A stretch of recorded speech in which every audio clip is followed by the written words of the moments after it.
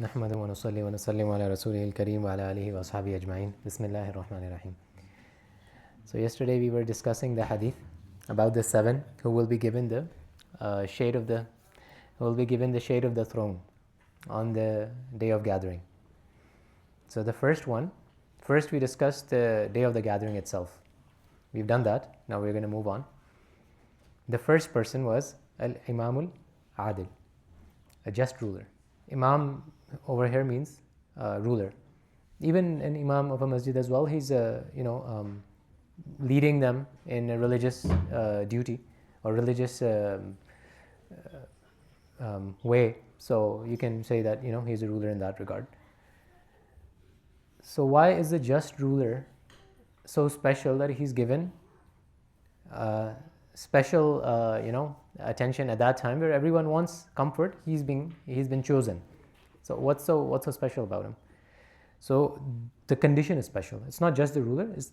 It's a just ruler, somebody who actually serves justice.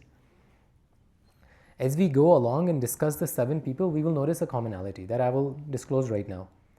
That all of them will be swimming against a massive current, whether internal or external. Some will be swimming against an internal emotional massive current and the others external. So a just ruler. There's a saying, it goes, absolute power corrupts absolutely. When you have absolute power, when you don't have to worry about accountability, you will be corrupted. Why? Because as humans, we only don't do stuff when we are fearful of the repercussions. We don't break a light because you're like, maybe I'll get into an accident. And if there are no cars, we still don't break it because maybe I'll get a ticket. So a just ruler is in a position where he's at the top of the hierarchy.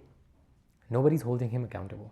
He can exercise his rights in a way, his authority in a way that is going to be unlawful, but still nobody can hold him accountable. At this point, when he decides to pursue justice instead, that means who is he doing it for? Not for the law, not for the people. Who is he doing it for? He's doing it for Allah. So there's sincerity in his justice. That is one point. Number two, being in a rulership position, a person will only understand the burdens of rulership who is in that position. It's very hard for an outsider to understand.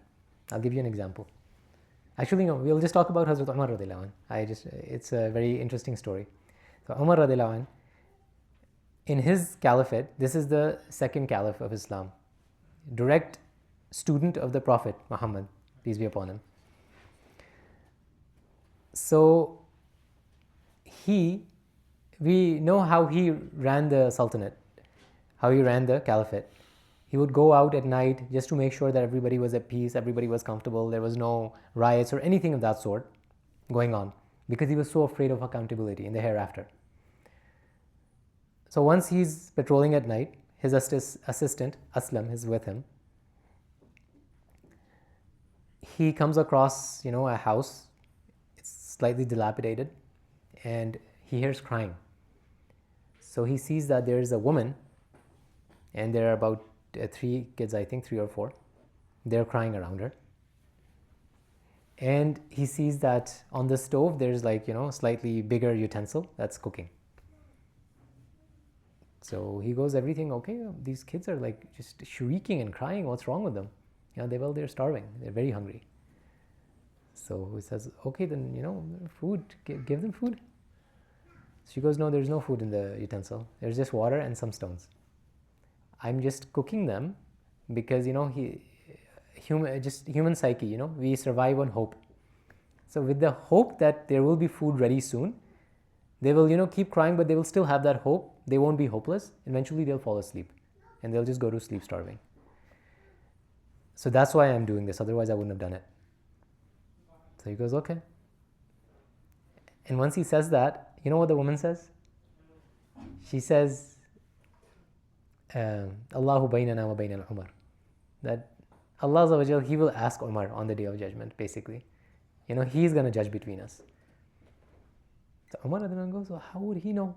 He's running us, and this is in the year of the ashes. There's a famine running, sweeping across Medina and other states. So he goes, how would he know?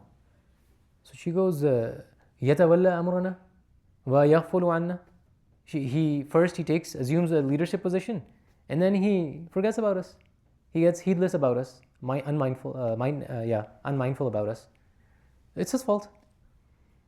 Umar, like, he goes, okay, and this guy is already, filled with taqwa. He's already afraid of Allah Azza wa Jal. So he goes, okay, let's go back. So he goes, now he doesn't get defensive. There's a lesson for both of us, like for the leader and for the follower. At this point, he could have, given her administrative excuses and other stuff. He doesn't. He just goes back to the treasury, the national treasury, the Baytul Mal, with Aslam, and he picks up a sack. He fills it up with, flour and dates and fat to cook. And then he starts, it's a big sack. So he tries to hold it. He tries to put it on his back. So when he's doing that, Aslam goes, Ya Amirul Mu'mineen, atini, and give it to me. I will carry it. This is my job. So Umar says something that's very famous. أَأَنْتَ تَحْمِلُ وِزْرِي يَوْمَ الْقِيَامَةِ. Will you carry my load on the Day of Judgment too? He goes, no, nobody can carry the other person's load on the Day of Judgment. You have to be accountable for your own deeds. So he goes, okay then, let me carry it. So he carries it and he takes it over there. And then Aslam describes later on, rahimahullah, that he actually, put the stuff in the utensil to cook. And he was like, blowing at the fire for it to kindle. And he had a thick beard. So the smoke was going into his beard. He describes that scene. And after that was done, after the food was ready, he moves back and he sits down at a distance. He's a busy guy. And this is really late at night.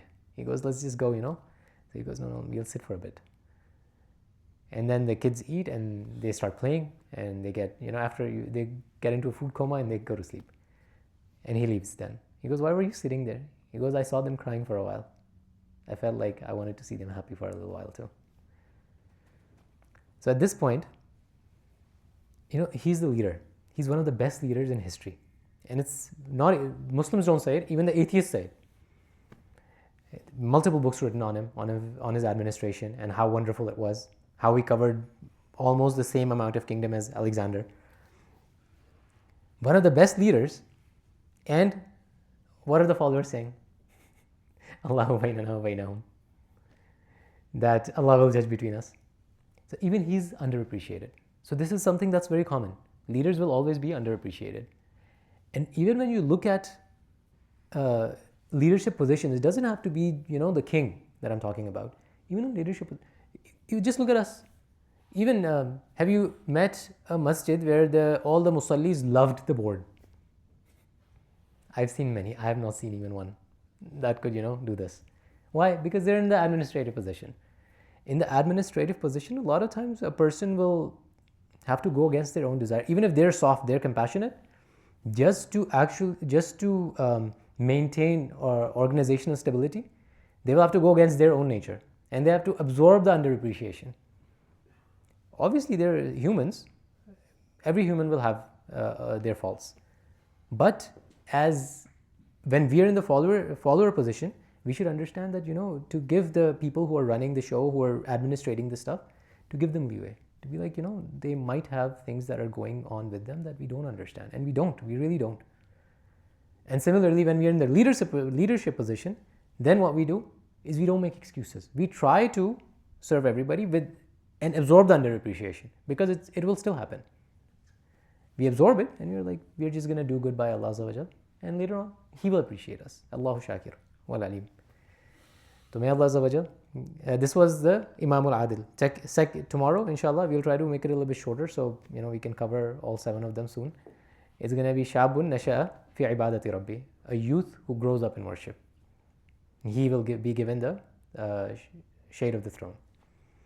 So may Allah Azza wa Jal give us an understanding of the hadith, the narrations, Quran, and enable us to implement it on our lives. Subhanallah wa bihamdi, subhanakallahumma wa bihamdika, nashhadu la ilaha illa anta, nastaghfiruka wa natubu ilayk.